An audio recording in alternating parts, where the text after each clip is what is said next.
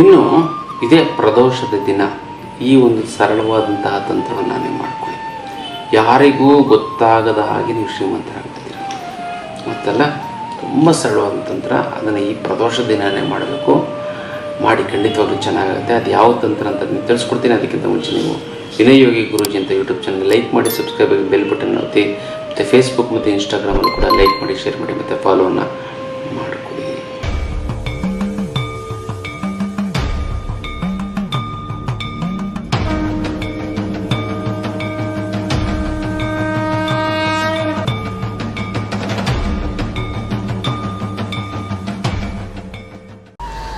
ಜೈ ಭಗವಾನ್. ಎಲ್ಲರಿಗೂ ನಮಸ್ಕಾರ. ಓಂ ಮಹಾದೇವಿ ಚೈತನ್ಯ ಶ್ರೀಪತಿ ಜಮಹಿ ತನ್ನ ಐಶ್ವರ್ಯಲಕ್ಷ್ಮಿ ಪ್ರಚೋದಿತಲ್ಲ. ನಮಸ್ಕಾರ. ಇವತ್ತಿನ ವಿಶೇಷ ಸಂಚಿಕೆ ಅನೇಕ ವಿಚಾರಗಳನ್ನು ನಾವು ತಿಳ್ಕೊಳ್ಳೋಣ. ಮೊದಲದಾಗಿ ಮುದ್ರೆಗಳು. ಯಾವೊಂದು ಮುದ್ರೆ ಮಾಡಿದ್ರೆ ಏನು ಅನುಕೂಲ ಆಗುತ್ತೆ ಅಂತ ನಾವು ನೋಡೋದಾಯ್ತು ಅಂದರೆ, ಕುತ್ತಿಗೆ ನೋವು. ಈ ಕುತ್ತಿಗೆ ನೋವು ಇತ್ತು ಅಂತಂದರೆ ಏನು ಮಾಡಬೇಕು? ಬಗ್ಗಿ ಕೆಲಸ ಮಾಡೋವಂಥವ್ರು, ಫ್ಯಾಕ್ಟ್ರಿಲಿ ಕೆಲಸ ಮಾಡೋವಂಥವ್ರು, ಟೈಲರ್ಸು, ಗಾರ್ಮೆಂಟ್ಸು ಇಂಥವ್ರಿಗೆಲ್ಲ, ಮತ್ತು ಆಫೀಸ್ ಕೆಲಸ ಮಾಡೋದು ಬಗ್ಗಿ ಕೆಲಸ ಮಾಡ್ತಾ ಇರ್ತಕ್ಕಂಥವ್ರಿಗೆಲ್ಲ ಕುತ್ತಿಗೆ ನೋವು ಬರುತ್ತೆ. ಅದಕ್ಕೋಸ್ಕರ ಯಾವ ಒಂದು ಮುದ್ರೆ ಮಾಡಿದ್ರೆ ಅನುಕೂಲ ಆಗುತ್ತೆ ಅಂತ ನಾವು ನೋಡ್ತಾ ಇತ್ತು ಅಂದರೆ ಶಂಖ ಮುದ್ರೆ. ಈ ಶಂಖ ಮುದ್ರೆ ಮಾಡಿತು ಅಂದರೆ ಕುತ್ತಿಗೆ ನೋವು ಸಂಪೂರ್ಣವಾಗಿ ನಿವಾರಣೆ ಆಗುತ್ತೆ. ನೋಡಿ, ಕೈ ಹಿಂಗೆ ಇಟ್ಕೋಬೇಕು, ಮಧ್ಯೆ ಒಂದು ಗೆರೆ ಇರುತ್ತೆ, ಅದನ್ನು ಇಟ್ಕೊಳ್ಳಿ, ಮಡಿಸಿ, ಹೆಬ್ಬೆರಳು ಪ್ಲಸ್ ತೋರ್ಬೆರಳನ್ನ ಮಡಿಸಿ, ಮಿಕ್ಕಿದೆಲ್ಲ ಮಡಿಸಿ. ಇದು ಶಂಖ ಮುದ್ರೆ. ಈ ಶಂಖ ಮುದ್ರೆಯನ್ನು 15 ನಿಮಿಷಗಳ ಕಾಲ ಮಾಡ್ತು ಅಂತಂದರೆ ಸಾಕು. ಒಂದು 10 ರಿಂದ 15 ನಿಮಿಷಗಳ ಕಾಲ ಮಾಡ್ತು ಅಂದರೆ ಕುತ್ತಿಗೆ ನೋವು ಹೊರಟೋಗ್ಬಿಡುತ್ತೆ. ಸರ್ವಿಕಲ್ ಸ್ಪಾಂಡಲೈಟಿಸ್ ಅಂತ ಹೇಳ್ತಾರೆ. ಕುತ್ತಿಗೆ ನೋವು ಹಿಂಗೇ ಇರುತ್ತೆ. ಮತ್ತು ದಿಮ್ ಸರಿಯಾಗಿ ಆಗ್ತಾಯಿದ್ರು ಕೂಡ ನಿಮಗೆ ಕುತ್ತಿಗೆ ನೋವು ಬರುತ್ತೆ. ಇದಕ್ಕಿದಂಗೆ ಇದ್ದಕ್ಕಿದ್ದಕ್ಕೆ ನೋವನ್ನು ಮಾಡುತ್ತೆ. ರಾತ್ರಿ ಮಲಗಿ ಬೆಳಗ್ಗೆ ಎದ್ದ ತಕ್ಷಣ ಕುತ್ತಿಗೆ, ಯಾಕಂದರೆ ದಿಂಬು ಸರಿಯಾಗಿರಲ್ಲ, ಆ ಕಡೆ ಈ ಕಡೆ ಓರೆ ಇರುತ್ತೆ. ಅದಕ್ಕೆ ಉತ್ತಮವಾದಂತಹ ಒಂದು ದಿಂಬು, ಉತ್ತಮವಾದಂತಹ ಒಂದು ಹಾಸಿಗೆ ಇರಬೇಕು. ಹಾಸಿಗೆ ಒಂದಿತ್ತು ಅಂತಂದರೆ ಒಳ್ಳೆ ನಿದ್ದೆ ಬರುತ್ತೆ. ನಿದ್ದೆ ಬಂತು ಅಂತ, ನಿದ್ದೆ ಏನಕ್ಕೆ ಮಾಡ್ತಾರೆ ಅಂತಂದ್ರೆ ದೇಹದಲ್ಲಿ ಆಗುವಂಥ ಪ್ರತಿನಿತ್ಯ ದೈಹಿಕವಾಗಿ ಆಗುವಂಥ ಆಘಾತಗಳನ್ನು ಸರಿ ಮಾಡ್ತಾರೆ, ರಿಪೇರಿ ಮಾಡ್ತಾ ಇರ್ತದೆ. ಹಾಗಾಗಿ ಅದು ನಿದ್ದೆ ಅನ್ನೋದು ತುಂಬ ಅವಶ್ಯಕತೆ. ಈ ಶಂಖ ಮುದ್ರೆಯನ್ನು ನೀವು 10 ನಿಮಿಷಗಳ ಕಾಲ ಮಾಡ್ತು ಅಂತಂದರೆ ಸಾಕು, ನಿಮಗೆ ಕುತ್ತಿಗೆ ನೋವು ಹೊರಟೋಗ್ಬಿಡುತ್ತೆ. ಇದು ವಿಶೇಷವಂತ ಮುದ್ರೆಯ ವಿಚಾರ. ಇನ್ನು ಇದೇ ಸೆಪ್ಟೆಂಬರ್ 22ನೇ ತಾರೀಕು ಆನ್ಲೈನ್ ಕ್ಲಾಸಸ್ ಇದೆ. ಅದು ನೆಗೆಟಿವ್ ಎನರ್ಜಿ ರಿಮೂವಲ್ ಕ್ಲಾಸು ಅಂತಂದರೆ ಬ್ಲ್ಯಾಕ್ ಮ್ಯಾಜಿಕ್ಕು, ಮಾಟ ಮಂತ್ರ ವಾಮಾಚಾರ ಪ್ರಯೋಗത്തിന് ಹೇಗೆ ನೀವೇ ತಗೊಳ್ಳೋವಂಥದ್ದು. ಯಾಕಂದರೆ ಒಂದ್ಸರಿ ನೀವೆಲ್ಲ ತೆಗೆಸ್ಕೊಬರ್ತೀರ, ತಡೆ ಓಡಿಸ್ಕೊಂಡು ಬರ್ತೀರ, ಇನ್ನೂ ಏನೇನೋ ನಿಮ್ಮದೇ ಆದಂಥ ಒಂದು ಜಪ ಮಾಡೋ ಮತ್ತೆ ಮಾಡಿಸ್ತಾನೆ ಇರ್ತಾರೆ. ಆ ಮತ್ತೆ ಮಾಡಿಸ್ತಾ ಇತ್ತು ಅಂತಂದರೆ ಇದು ಹೆಂಗೆ ಅಂತಂದರೆ, ಈ ಮಾಟ ಮಂತ್ರ ವಾಮಾಚಾರ ನೀವು ಈ ಒಂದು ಆನ್ಲೈನ್ ಕ್ಲಾಸನ್ನು ಕಲ್ತ್ರೆ ಅವ್ರಿಗೆ ರಿವರ್ಸ್ ಮಾಡ್ಬೋದು. ಅಂಥ ಒಂದು ವಿದ್ಯೆಯನ್ನು ನಾನು ನಿಮಗೆ ಹೇಳ್ಕೊಡ್ತಾ ಹೋಗ್ತೀನಿ. ಆನ್ಲೈನ್ ಕ್ಲಾಸಸ್ಗೆ ಮಿಸ್ ಮಾಡದೆ ನೀವು ಅಟೆಂಡ್ ಮಾಡಿ. ಶತ್ರುಬಾಧೆ ನಿವಾರಣೆ ಆಗ್ತಾ ಬರುತ್ತೆ. ಮತ್ತು ದೇಹದಲ್ಲಿ, ಮನೆಯಲ್ಲಿ, ಮನಸ್ಸಿನಲ್ಲಿರುವಂತಹ ಒಂದು ನೆಗೆಟಿವ್ ಎನರ್ಜಿನ ಹೊರ ಹಾಕೋದಕ್ಕೆ ಇದು ಅತ್ಯದ್ಭುತವಾದಂಥ ಒಂದು ಆನ್ಲೈನ್ ಕ್ಲಾಸ್ ಅಂತ ಅನ್ಬೋದು. ಮನೆಯಲ್ಲಿ ನೀವು ಜಾಯ್ನ್ ಆಯಿತು ಅಂದರೆ ಮನೆ ಮಂದಿ ಎಲ್ಲ ಕೂತ್ಕೊಂಡು ಅದನ್ನು ನೋಡ್ಬೋದು ಮತ್ತು ಅದನ್ನು ತಿಳ್ಕೊಬೋದು ವಿಚಾರವನ್ನು. ಅದನ್ನು ಮಿಸ್ ಮಾಡದೆ ಮಾಡಿ. ತುಂಬ ಚೆನ್ನಾಗಾಗುತ್ತೆ, ತುಂಬ ಒಳ್ಳೆಯದಾಗ್ತಾ ಬರುತ್ತೆ. ಇದು ವಿಶೇಷವಾದಂಥ ಒಂದು ಆನ್ಲೈನ್ ಕ್ಲಾಸಿನ ಒಂದು ವಿಚಾರ. ಇನ್ನು ಜೀವನದಲ್ಲಿ ಏನಂತಂದರೆ ನಾನಾ ರೀತಿಯಂಥ ಸಮಸ್ಯೆಗಳು ಬರುತ್ತೆ. ಹಣಕಾಸಿನ ಸಮಸ್ಯೆ ಆಗಿರ್ಬೋದು, ಫ್ಯಾಮಿಲಿ ಪ್ರಾಬ್ಲಮ್ ಆಗಿರ್ಬೋದು, ಜೀವನದಲ್ಲಿ ಎಲ್ಲ ಆಗಿ ರಿಟೈರ್ಡ್ ಆಗಿರ್ತದೆ, ಏನೋ ಒಂದು ಕಳ್ಕೊಂಡಂಗೆ ಆಗ್ತಾ ಇರುತ್ತೆ. ಶತ್ರುಬಾಧೆಗಳಿರುತ್ತೆ, ಕೋರ್ಟ್ ಕಚೇರಿಗಳ ಸಮಯ. ಇದಕ್ಕೆಲ್ಲ ಕಾರಣ ಏನು ಅಂತಂದರೆ ನಮ್ಮ ದೇಹದಲ್ಲಿರುವಂಥ ಚಕ್ರ. ಈ ಚಕ್ರದಲ್ಲಿ ನಾನಾ ರೀತಿಯಾದಂಥ ಒಂದು ಸಮಸ್ಯೆಗಳು ಆಗ್ತಾ ಇರ್ತದೆ. ಅಂದರೆ ಬ್ಲ್ಯಾಕೇಜಸ್ ಆಗ್ತಾ ಇರುತ್ತೆ. ಇದಕ್ಕೆ ನನಗೆ ಅನಾರೋಗ್ಯದ ಸಮಸ್ಯೆ ಬಂದ್ಬಿಡುತ್ತೆ. ಈ ಚಕ್ರಗಳ ಆಕ್ಟಿವೇಶನ್ ಮಾಡೋದಕ್ಕೋಸ್ಕರ ಏನು ಮಾಡಬೇಕು ಅಂತಂದರೆ, ಅದ್ಭುತವಾದಂತಹ ಒಂದು ದೇವಸ್ಥಾನಗಳ ದರ್ಶನವನ್ನು ಮಾಡ್ತು ಅಂತಂದರೂ ಸಾಕು, ನಮಗೆ ಚಕ್ರಗಳ ಆಕ್ಟಿವೇಶನ್ ಆಗುತ್ತೆ. ಅದಕ್ಕೋಸ್ಕರ ನಾವು ಪುಣ್ಯಕ್ಷೇತ್ರ ಕಳಿಸ್ತಾ ಹೋಗ್ತೀವಿ. ಚಕ್ರಗಳು ವೀಕ್ ಆಗ್ತು ಅಂತಂದರೆ ಅವ್ರಿಗೆ ಹೇಳಿಕೊಟ್ಟು ಅದನ್ನೆಲ್ಲ ಸರಿ ಮಾಡೋದಕ್ಕೆ ಅಷ್ಟೊಂದು ಸಮಾಧಾನ ವ್ಯವಧಾನ ಇರೋದಿಲ್ಲ. ಅದಕ್ಕೋಸ್ಕರ ಅದನ್ನು ಮಾಡಬೇಕು. ಕುಂಡಲಿನಿ. ಇನ್ನೊಂದು ಏನು ಅಂತಂದರೆ, ನಾವು ಈ ಸರಿ ಆಧ್ಯಾತ್ಮ ಪಯಣ ಅಂತ ಕೇರಳಗೆ ಕರ್ಕೊಂಡೋಗಿ, ಹೋದ ಸರಿನೂ ಕರ್ಕೊಂಡೋಗಿದ್ದೆ. ಒಂದು ವರ್ಷ ಆಯಿತು, ಒಂದು ವರ್ಷ ಗ್ಯಾಪ್ ಆಯಿತು. ಮತ್ತೆ ಇವಾಗ ಮತ್ತೆ ಕರ್ಕೊಂಡು ಹೋಗ್ತಾಯಿದ್ವಿ. ಅನಂತ ಪದ್ಮನಾಭಕ್ಕೆ ಕರ್ಕೊಂಡು ಹೋಗ್ತಾಯಿದ್ವಿ. ಅಲ್ಲಿ ಹೋಗಿ ನೀವು ನಾನು ಹೇಳೋಂಥ ಸಮಯದಲ್ಲಿ ನಾನು ಹೇಳೋಂಥ ಮಂತ್ರ ಇಟ್ಕೊಂಡು ನೀವು ಹೋಗಿ ದರ್ಶನ ಮಾಡಿದ್ದೇ ಆಯಿತು ಅಂತಂದರೆ ನೀವು ಕೋಟ್ಯಾಧಿಪತಿಗಳಾಗ್ತೀರ. ನಂಬರ್ 1. ಎಷ್ಟೊಂದು ಜನ ಗೊತ್ತಿಲ್ಲ ಯಾವ ಸಮಯದಲ್ಲಿ ಬಿಟ್ಟು ಅದನ್ನು ನಾವು ಮಾಡಿಸ್ತೀವಿ. ಖುದ್ದಾಗಿ ನಾನೇ ನಿಂತ್ಕೊಂಡು ಮಾಡಿಸ್ತೀವಿ. ಫ್ಯಾಮಿಲಿ ಜೊತೆ ಹೋಗಿರ್ತೀರ, ಆದರೆ ಗುರುಗಳ ಜೊತೆ ಹೋಗೋಕ್ಕೆ ಸಾಧ್ಯವೇ ಇಲ್ಲ. ಜೊತೆಗೆ ಅಲ್ಲೊಂದು ಮತ್ತು ವಿಷ್ಣುಮಾಯಿ ಟೆಂಪಲ್ಗೆ ಕರ್ಕೊಂಡು ಹೋಗ್ತೀವಿ. ಅಲ್ಲೆಲ್ಲ ಸೆಲೆಬ್ರಿಟೀಸು ಬಂದು ಅಲ್ಲಿ ಹೋಗಿದ್ದಾರೆ. ಜೊತೆಗೆ ಗುರುವಾಯೂರಿಗೆ ಕರ್ಕೊಂಡು ಹೋಗ್ತೀವಿ. ಮತ್ತು ಚೋಟಾಣಿ ಕೆರೆ, ಅಲ್ಲಿ ಮಾಟ ಮಂತ್ರ ವಾಮಾಚಾರ ಪ್ರಯೋಗ ಗೀತ ಅಲ್ಲಿ ಎಲ್ಲ ದರ್ಶನ ಮಾಡ್ತಂದರೆ ಪಟ್ ಅಂತ ಹೊರಟೋಗ್ಬಿಡ್ತದೆ ಇದೆಲ್ಲ. ಹಾಗಾಗಿ ಅದು ಅಧ್ಯಾತ್ಮ ಪಯಣಕ್ಕೆ ನೀವು ಹೆಚ್ಚಿನ ಮಾಹಿತಿಗೆ ನಮ್ಮ ಒಂದು ಆಫೀಸನ್ನು ಕಾಂಟ್ಯಾಕ್ಟ್ ಮಾಡಿ ಆದಷ್ಟು ಬೇಗ ಅದನ್ನು ರಿಜಿಸ್ಟರ್ ಮಾಡ್ಕೊಳ್ಳಿ. ತುಂಬ ಅನುಕೂಲ ಆಗುತ್ತೆ, ಒಳ್ಳೆಯದಾಗ್ತಾ ಬರುತ್ತೆ ಗೊತ್ತಲ್ಲ. ಇದು ಆಧ್ಯಾತ್ಮದ ಪಯಣದ ಒಂದು ವಿಚಾರ. ಇನ್ನು ಇದೇ ಪ್ರದೋಷದ ದಿನ ಈ ಒಂದು ಸರಳವಾದಂತಹ ತಂತ್ರವನ್ನು ನೀವು ಮಾಡ್ಕೊಳ್ಳಿ. ಯಾರಿಗೂ ಗೊತ್ತಾಗದ ಹಾಗೆ ನೀವು ಶ್ರೀಮಂತರಾಗ್ತಿದ್ದೀರ ಗೊತ್ತಲ್ಲ. ತುಂಬ ಸರಳವಾದ ತಂತ್ರ, ಅದನ್ನು ಈ ಪ್ರದೋಷ ದಿನವೇ ಮಾಡಬೇಕು. ಮಾಡಿ ಖಂಡಿತವಾಗ್ಲೂ ಚೆನ್ನಾಗುತ್ತೆ. ಅದು ಯಾವ ತಂತ್ರ ಅಂತ ನೀವು ತಿಳಿಸ್ಕೊಡ್ತೀನಿ. ಅದಕ್ಕಿಂತ ಮುಂಚೆ ನೀವು ವಿನಯ್ ಯೋಗಿ ಗುರೂಜಿ ಅಂತ ಯೂಟ್ಯೂಬ್ ಚಾನಲ್ ಲೈಕ್ ಮಾಡಿ, ಸಬ್ಸ್ಕ್ರೈಬ್ ಆಗಿ ಬೆಲ್ ಬಟನ್ ಒತ್ತಿ, ಮತ್ತು ಫೇಸ್ಬುಕ್ ಮತ್ತು ಇನ್ಸ್ಟಾಗ್ರಾಮಲ್ಲೂ ಕೂಡ ಲೈಕ್ ಮಾಡಿ, ಶೇರ್ ಮಾಡಿ, ಮತ್ತು ಫಾಲೋವನ್ನು ಮಾಡಿಕೊಡಿ. ಏನು ಮಾಡಬೇಕು ಅಂತ ನೋಡಿ. ಶುಕ್ರವಾರ ಅಂತಂದರೆ ಈ ಶುಕ್ರವಾರ ದಿನ ಮಾಡೋದು ಒಳ್ಳೆಯದು. ಶುಕ್ರವಾರ ಪ್ರದೋಷದಿತ್ತು ಅಂದರೆ ಇನ್ನೂ ಒಳ್ಳೆಯದು. ನೀವೇನು ಮಾಡಿ ಅಂತಂದರೆ ಈ ಒಂದು ಬೆಳ್ಳಿಯ ಬಟ್ಟಲನ್ನು ತೆಗೆದುಕೊಳ್ಳಿ. ಬೆಳ್ಳಿ ಬಟ್ಟಲು ಇಲ್ಲ ಅಂತ ಅಂದರೆ ನೀವೇನು ಮಾಡಬೇಕು ಅಂತಂದರೆ ಈ ಒಂದು ಕಬ್ಬಿಣ ಅಥವಾ ಕಬ್ಬಿಣದ್ದು ಇರಬೇಕು, ಲೋಹದ್ದಿರಬೇಕು, ಪ್ಲಾಸ್ಟಿಕ್ ಆಗಬಾರ್ದು. ಅದಕ್ಕೆ ಪೇಂಟನ್ನು ಬಡಿಬೇಕು.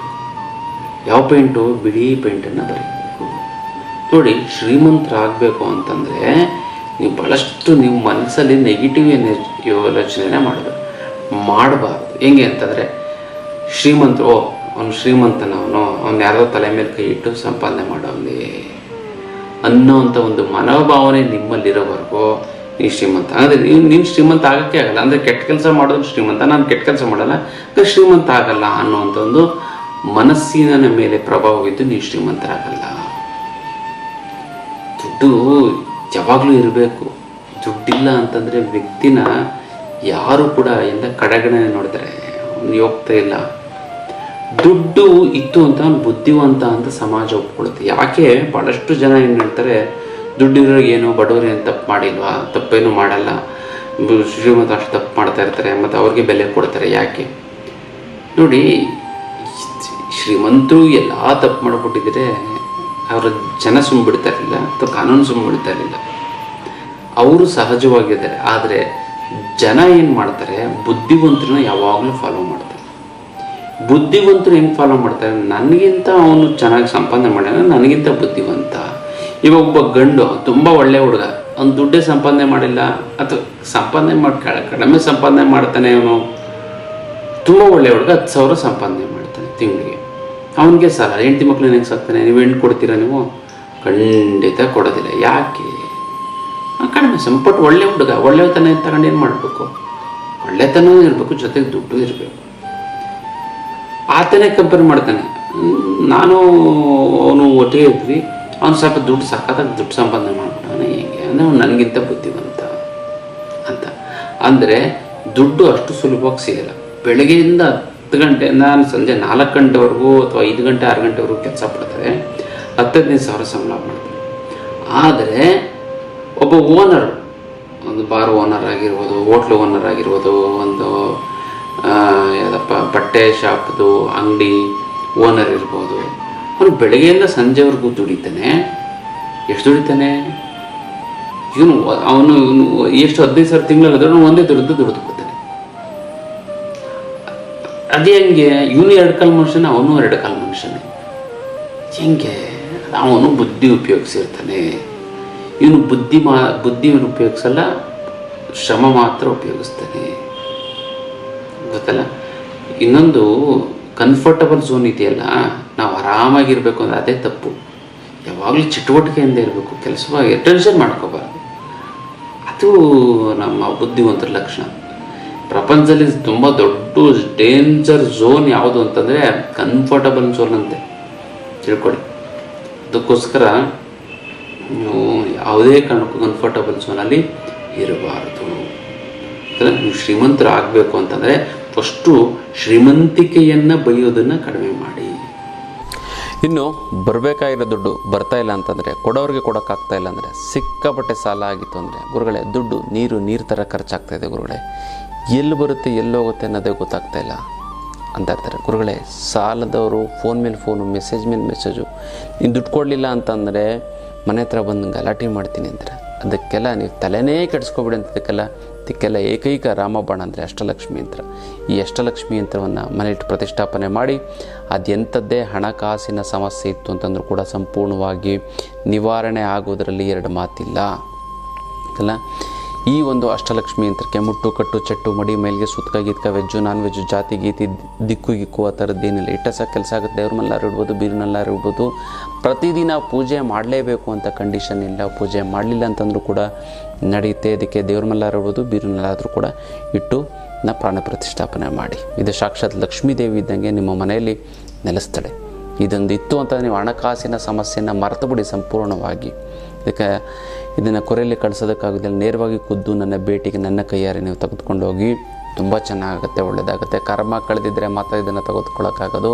ನೀವು ಎಷ್ಟು ನಂಬಿಕೆ ಭಕ್ತಿ ಇಟ್ಟು ಇದ್ರ ಮೇಲೆ ಪೂಜೆ ಮಾಡ್ತೀರಾ ಅಷ್ಟು ನಿಮಗೆ ಒಳ್ಳೆಯದಾಗ್ತಾ ಬರುತ್ತೆ. ಸಾಲಗಳೆಲ್ಲ ತೀರೋಗ್ಬಿಡುತ್ತೆ. 3 ಅಮಾವಾಸ್ಯೆ ಕಳೆದ 6 ತಿಂಗಳ ಒಳಗಡೆ ಎಷ್ಟೊಂದು ಬಗೆಯ 50% ತಿಳಿಬಿಡಿ, ನೀವು ಎಷ್ಟೊಂದು ರಿಲೀಫ್ ಆಗಿಬಿಡ್ತೀರ. ಅದೆಲ್ಲ ಎಷ್ಟೊಂದು ಜನ ಈ ಯಂತ್ರ ತೆಗೆದುಕೊಂಡು ಸೈಟ್ ತೊಗೊಂಡಿದ್ದಾರೆ, ಮನೆ ಕಟ್ಕೊಂಡಿದ್ದಾರೆ, ಮಕ್ಳಿಗೆ ಓದಿಸಿದ್ದಾರೆ, ಮಕ್ಳಿಗೆ ಮದುವೆ ಮಾಡಿದ್ದಾರೆ, ಫಾರಿನಲ್ಲೆಲ್ಲ ಇದ್ದಾರೆ. ನಿಮಗೂ ಹಂಗೆ ಆಗಬೇಕಲ್ವ? ಅದಕ್ಕೋಸ್ಕರ ಈ ಅಷ್ಟಲಕ್ಷ್ಮಿ ಯಂತ್ರನ ಮನೆಯಲ್ಲಿ ಪ್ರತಿಷ್ಠಾಪನೆ ಮಾಡಿ. ತುಂಬ ಚೆನ್ನಾಗುತ್ತೆ. ನೀವೆಲ್ಲ ಹಣಕಾಸಿನ ಸಮಸ್ಯೆನ ಮರೆತು ಬಿಡಿ. ಅಷ್ಟು ದುಡ್ಡು ನಿಮ್ಮ ಕೈಯಲ್ಲಿರುತ್ತೆ. ಗೊತ್ತಲ್ಲ, ಇದು ವಿಶೇಷವಾದಂಥ ಒಂದು ಅಷ್ಟಲಕ್ಷ್ಮಿ ಯಂತ್ರದ ವಿಚಾರ. ಗೊತ್ತಲ್ಲ, ನೀವೇನು ಮಾಡಿದ್ರೆ ಇವ್ನು ಶ್ರೀಮಂತ ಸರಿ ಇಲ್ಲ, ಶ್ರೀಮಂತ ಯಾರಿಗೂ ಹೇಳಿರ್ತಾರೆ, ಅಯ್ಯೋ ಅವ್ನು ಯಾರೋ ತಡೆ ಮೇಲೆ ಹೊಡೆದು ಸಂಪಾದನೆ ಮಾಡೋವನ್ನೇ ಅದಕ್ಕೆ ಶ್ರೀಮಂತ ಆಗ ಅವನು ಇಂಡೈರೆಕ್ಟಾಗಿ ಹೋಗಿ ಹೇಳಿರ್ತಾನೆ. ಅವಾಗ ನೀವು ಅವನೇನು ಮಾಡ್ತಾನೆ, ಶ್ರೀಮಂತ ಆಗಿರೋಂಥವನು ನಿಮ್ಮ ರಿಲೇಷನ್ನೇ ಆಗಿದ್ರು ಕೂಡ ಇವನನ್ನ ದೂರ ಇಟ್ಬಿಡ್ತಾನೆ. ಏನು ಹೇಳಿ, ಇವನ ಮೆಲ್ಲಗೆ ಸೈಲೆಂಟಾಗಿ ದೂರ ಇಟ್ಬಿಡ್ತಾನೆ. ಆತ ಇವನು ಸರಿಯಾಗಿ ಮಾತಾಡ್ಸಲ್ಲ. ಯಾಕಂದರೆ ಇವನೇನೋ ಮಾತಾಡಿರ್ತಾನಲ್ಲ, ಇವನೇನು ತಿಳ್ಕೊತಾನೆ. ಅವನು ನಾನು ಹೇಳಿಲ್ವಾ, ಎಷ್ಟಿದ್ರು ಶ್ರೀಮಂತರು ಅವ್ರ ಬುದ್ಧಿ ತೋರಿಸ್ಬಿಡ್ತಾರೆ. ಅವರು ಕೆಟ್ಟವರು, ಯಾರ್ದೋ ತಲೆ ಮೇಲೆ ಹೊಡೆದು ಸಂಪಾದನೆ ಮಾಡೋನೆ. ಬಟ್ ಇವನೇ ಮಾತಾಡಿರ್ತಾನೆ, ಅದು ಹೋಗಿ ಅವ್ನು ಕಿವಿ ತಲುಪಿರುತ್ತೆ. ಅದಕ್ಕೆ ಅವ್ನು ಮಾತಾಡಿಸ್ತಾರಲ್ಲ. ಅದೇ ಬೇರೆಯವನ್ನೆಲ್ಲ ಚೆನ್ನಾಗಿ ಮಾತಾಡ್ಸ್ತಾನೆ. ಇವನೇ ಹೇಳ್ತಾನೆ, ಬೇರೆಯವನ್ನೆಲ್ಲ ಚೆನ್ನಾಗಿ ಮಾತಾಡ್ಸ್ತಾನಪ್ಪ, ನನ್ನ ಮಾತ್ರ ಮಾತಾಡ್ಸೋದೇ ಇಲ್ಲ. ನೋಡಿ ಎಷ್ಟು ದಿಮಾಕು, ಎಷ್ಟು ಗರ್ವ. ಚಿಕ್ಕ ವಯಸ್ಸಲ್ಲಿ ನಾವು ಅವನು ಒಣ್ಣೆ ಸೇರಿಸ್ಕೊಂಡು ಆಟ ಆಡ್ತಾ ಇದ್ವಿ. ಇವಾಗ ನೋಡೋದು ದಿಮಾಕು ಅವನಿಗೆ ಅಂತ. ಯಾಕೆ ಅಂತ ಇವನೇ ತಪ್ಪು ಮಾಡಿರ್ತಾನೆ ಇಂಡೈರೆಕ್ಟಾಗಿ. ಅದಕ್ಕೋಸ್ಕರ ಶ್ರೀಮಂತಿಕೆಯನ್ನು ಬೈಯೋದ್ರಿಂದನೂ ಕೂಡ ನೀವು ಬಡವರಾಗ್ಬಿಡ್ತೀರಾ. ಗೊತ್ತಲ್ಲ, ಹಾಗೆ ಇದನ್ನು ಮಾಡ್ಕೊಳ್ಳಿ. ಜೊತೆಗೆ ನೀವೇನು ಮಾಡಬೇಕು ತಂತ್ರ ಅಂತಂದರೆ, ಒಂದು ಬಿಳಿ ಬಟ್ಟಲನ್ನು ತೆಗೆದುಕೊಂಡು ಅದರ ಒಳಗಡೆ ಗೊತ್ತಲ್ಲ, ನೀವೇನು ಲಮ್ ಅಂತ ಒಂದು ವಿಳ್ಳೆದೆಲೆ ತೊಗೊಂಡು ವಿಳ್ಳೆದೆಲೆ ತೊಗೊಂಡು ಲಮ್ ಅಂತ ಬರುತ್ತೆ. ಲಮ್ ಅಂತ ಒಂದು ಬೀಜಮಂತ್ರವನ್ನು ಬರೆದು ಗೊತ್ತಲ್ಲ, ಅದನ್ನು ಇದ್ರೊಳಗಡೆ ಹಾಕಬೇಕು. ಯಾವುದ್ರೊಳಗಡೆ, ಬಿಳಿ ಬಟ್ಟಲೆ ಇದೆಯಲ್ಲ, ಆ ಬಿಳಿ ಬಟ್ಟಲ ಒಳಗಡೆ ಹಾಕಬೇಕು. ಅದೆಲ್ಲ ಲಮ್ ಅಂತ ಬೀಜ. ಅದನ್ನು ನೀವೇನು ಮಾಡಬೇಕು ಅಂತಂದರೆ ಈಶಾನ್ಯ ಮೂಲೆಯಲ್ಲಿ ಇಡಬೇಕು. ಇಟ್ಟು ನೀರನ್ನು ಹಾಕಬೇಕು. ನೀರನ್ನು ಹಾಕಿದ ನಂತರ 3 ದಿನ ಪೂಜೆ ಮಾಡಿ. ಮತ್ತೆಲ್ಲ ಆ ನೀರಿನ ಪೂಜೆ ಮಾಡಿ ನೀವು ಆ ನೀರನ್ನು ತೆಗೆದುಕೊಂಡು ತಲೆ ಸ್ನಾನ ಮಾಡಬೇಕು. ಸ್ವಲ್ಪ ತಲೆಗೆ ಸ್ನಾನ ಮಾಡಬೇಕು, ಒಂಚೂರು ಹಾಕ್ಕೋಬೇಕು, ಆಮೇಲೆ ಫ್ರೆಶ್ ವಾಟರ್ ಹಾಕ್ಕೋಬೇಕು. ಇಷ್ಟು ಹಾಕೋತು ಅಂತಂದರೆ ನೋಡಿ, ನಿಮಗೆ ಹೆಂಗೆ ಯಾರಿಗೂ ಗೊತ್ತಿಲ್ಲ ನಂಗೆ ಶ್ರೀಮಂತರಾಗ್ತದೆ. ತೋರಿಸ್ಕೊತಂದ್ರೆ ಕಣ್ಣು ದೃಷ್ಟಿ ತೋರಿಸ್ಕೊಬಾರ್ದು. ಸೊ ಇದನ್ನು ಮಾಡ್ಕೊಳ್ಳಿ, ತುಂಬ ಚೆನ್ನಾಗಿ, ತುಂಬ ಒಳ್ಳೆಯದಾಗ್ತಾ ಬರುತ್ತೆ. ಇದು ವಿಶೇಷವಾದಂಥ ಒಂದು ತಂತ್ರದ ವಿಚಾರ. ಜೊತೆಗೆ ಯಾರೇ ಶ್ರೀಮಂತರ ಆಗಬೇಕು ಅಂತ ಇಷ್ಟಪಡ್ತೀರೋ ನೀವು ನಿಮ್ಮ ಹೆಸರನ್ನ ಕಮೆಂಟ್ ಮಾಡಿ. ಅಮ್ಮ ಮಹಾಲಕ್ಷ್ಮಿ, ನಿನ್ನ ಆಶೀರ್ವಾದ ಸದಾ ನನ್ನ ಮೇಲೆ ಇರೋದಕ್ಕೆ ನನಗೆ ಶತಕೋಟಿ ನಮಸ್ಕಾರ ಅಂತ ಕಮೆಂಟ್ ಮಾಡಿ ಕಳಿಸಿ. ನಾನು ಈ ತಂತ್ರವನ್ನು ಮಾಡ್ತೀನಿ, ಇಲ್ಲಿ ಸಂಕಲ್ಪವನ್ನು ಮಾಡಿ ಒಂದಕ್ಕೊಂದು ಸೇರಿ ತುಂಬ ಚೆನ್ನಾಗಿ, ತುಂಬ ಒಳ್ಳೆಯದಾಗ್ತಾ ಬರುತ್ತೆ. ಇದು ವಿಶೇಷವಾದಂಥ ಒಂದು ತಂತ್ರದ ವಿಚಾರ. ನಮ್ಮ ಹತ್ರ ತುಂಬ ಜಾತಕಗಳು ಬರ್ತಾ ಇರ್ತವೆ. ಗುರುಗಳೇ, ಮದುವೆ ಯಾವಾಗ ಮಾಡಬೇಕು, ನಮ್ಮ ಮಕ್ಳಿಗೆ ಇನ್ನೂ ಮದುವೆ ಆಗಿಲ್ಲ, ಮತ್ತು ಇವಾಗಿನ ಮದುವೆ ನೋಡ್ಬೋದಾ, ಜಾತಕ ಸರಿ ಹೊಂದುತ್ತೋ ಇಲ್ವೋ, ಅಥವಾ ನಿಮ್ಮ ಹತ್ರ ಯಾವ್ದಾದ್ರು ಇತ್ತು ಅಂತಂದರೆ ಹೇಳಿ. ನಿಮ್ಮ ಹತ್ರ ಎಷ್ಟೊಂದು ಜಾತಕ, ಈ ಥರ ತುಂಬ ಜಾತಕಗಳು ಬಂದಿದ್ದಾವೆ. ಅದಕ್ಕೋಸ್ಕರ ನಾನೇನೊಂದು ವೇದಿಕೆಯನ್ನು ಸೃಷ್ಟಿ ಮಾಡಿದ್ದೆ, ಅದೇ ಐಶ್ವರ್ಯ ಮ್ಯಾಟ್ರಿಮೋನಿ. ಈ ಐಶ್ವರ್ಯ ಮ್ಯಾಟ್ರಿಮೋನಿಗೆ ಬಂತು ಅಂತಂದರೆ, ನೀವು ರಿಜಿಸ್ಟರ್ ಆಯಿತು ಅಂದರೆ ತುಂಬ ಜನ ನಮ್ಮಲ್ಲಿ ಬರೋವಂಥವರು ಅದನ್ನು ನೋಡಿ ಅಲ್ಲೇ ಒಂದು ಸೆಟ್ ಆಗಿ ಈ ಥರ ಒಂದು 30-40 ಮದುವೆಗಳಾಗಿದ್ದಾವೆ. ಅದಕ್ಕೋಸ್ಕರ ಇದಕ್ಕೊಂದು ವೇದಿಕೆನೇ ನಿರ್ಮಾಣ ಮಾಡೋಣ ಅಂತ ಖುಷಿ ಆಯಿತು. ಎಲ್ಲ ಕರೀತಾರೆ ನಮ್ಮನ್ನ, ಗುರುಗಳೇ ನಿಮ್ಮಿಂದ ಮದುವೆ ಆಯಿತು ಅಂದ ತಕ್ಷಣ ಒಂದು ಆನಂದ, ಖುಷಿ. ಯಾಕೆ ಮಾಡಬಾರದು ಅಂತ ಒಂದು ಮಾಡ್ತಾಯಿದ್ದೀನಿ, ಮಾಡಿದ್ದೀನಿ ಕೂಡ. ಅದು ವೆಬ್ಸೈಟು ಮತ್ತು ಇದರಲ್ಲೆಲ್ಲ ಇದೆ, ಆ್ಯಪು ಕೂಡ ಇದೆ. ಐಶ್ವರ್ಯ ಮ್ಯಾಟ್ರಿಮೋನಿ ಅಂತ ಗೊತ್ತದೆ, ನಿಮಗೆ ಬರುತ್ತಾ ಹೋಗುತ್ತೆ. ಖಂಡಿತವಾಗ್ಲೂ ಕೂಡ ನೀವು ಆ ಒಂದು ಮ್ಯಾಟ್ರಿಮೋನಿಗೆ ನೀವು ಜಾಯ್ನ್ ಆಗಿ ನಿಮ್ಮ ಮಕ್ಕಳು ಒಳ್ಳೆ, ಯಾಕಂದರೆ ಸಂಪ್ರದಾಯಸ್ಥ ಕುಟುಂಬದವ್ರು ಮಾತ್ರ ಇಲ್ಲಿ ಬರುವಂಥವ್ರು. ಮತ್ತು ಡಾಕ್ಟ್ರು, ಇಂಜಿನಿಯರು, ಬಿಸ್ನೆಸ್ಮೆನ್ನು ಮತ್ತು ಒಳ್ಳೊಳ್ಳೆ ಪ್ರೊಫೆಷನ್ಸ್ ಇರೋ ಗೌರ್ಮೆಂಟ್ ಎಂಪ್ಲಾಯೀಸು ಈ ಥರದವರೆಲ್ಲ ಸಿಗ್ತಾರೆ. ಅದು ನಿಮಗೆ ಮ್ಯಾಚ್ ಆಯಿತು ಅಂತಂದರೆ, ಇಲ್ಲ ಅಂತಂದರೆ ಇಲ್ಲಿ ಒಂದು ಮುಂದೆ ಇದು ಚೆನ್ನಾಗಿ ಆಗ್ತಕ್ಕಂಥ ಸಮಾವೇಶ ಅಂತ ಮಾಡ್ತೀವಿ. ಸಮಾವೇಶದಲ್ಲಿ ವಧುಗಳು ಬರ್ತಾರೆ, ವರರು ಕೂಡ ಬರ್ತಾರೆ ಅಂತಲ್ಲ. ನಮ್ಮ ಆಶ್ರಮದಲ್ಲೇ ಕೂತ್ಕೊಂಡು ಮಾತಾಡೋ ಇಷ್ಟ ಆಯಿತು ಅಂತಂದರೆ ಮುಂದುವರಿತಾರೆ, ಇಲ್ಲ ಅಂತಂದರೆ ಯಾರಿಗೂ ಗೊತ್ತಾಗಲ್ಲ. ಯಾಕಂದರೆ ಒಂದು ಹುಡುಗ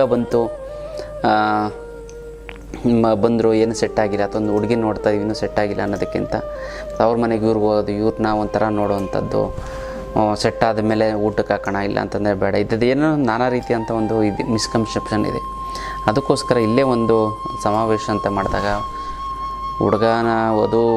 ಹುಡುಗನ ಒಂದು ತಂದೆ ತಾಯಿಗಳು, ಹುಡುಗಿನ ತಂದೆ ತಾಯಿಗಳು ಎಲ್ಲ ನೋಡ್ತು ಮಾತಾಡಿಕೊಂಡು ಎಸ್ ಅಂದರೆ ಮೂವ್ ಆಗ್ತಾರೆ, ಇಲ್ಲ ಅಂತಂದರೆ ಅದಕ್ಕೋಸ್ಕರ ಒಂದು ಐಶ್ವರ್ಯ ಮ್ಯಾಟ್ರಿಮೋನಿ ಅಂತ ಇದೆ. ಇದಕ್ಕೆ ಹೆಚ್ಚಿನ ಮಾಹಿತಿ ನಮ್ಮ ಆಫೀಸ್ಗೆ ಕಾಂಟ್ಯಾಕ್ಟ್ ಮಾಡಿ, ಫೋನ್ ಮಾಡಿ ತಿಳ್ಕೊಳ್ಳಿ. ಅದ್ರ ಬಗ್ಗೆ ತುಂಬ ಅನುಕೂಲ ಆಗುತ್ತೆ, ತುಂಬ ಚೆನ್ನಾಗಾಗುತ್ತೆ. ಗೊತ್ತಲ್ಲ, ಇದು ವಿಶೇಷವಾದ ಒಂದು ಮ್ಯಾಟ್ರಿಮೋನಿ ಒಂದು ವಿಚಾರ,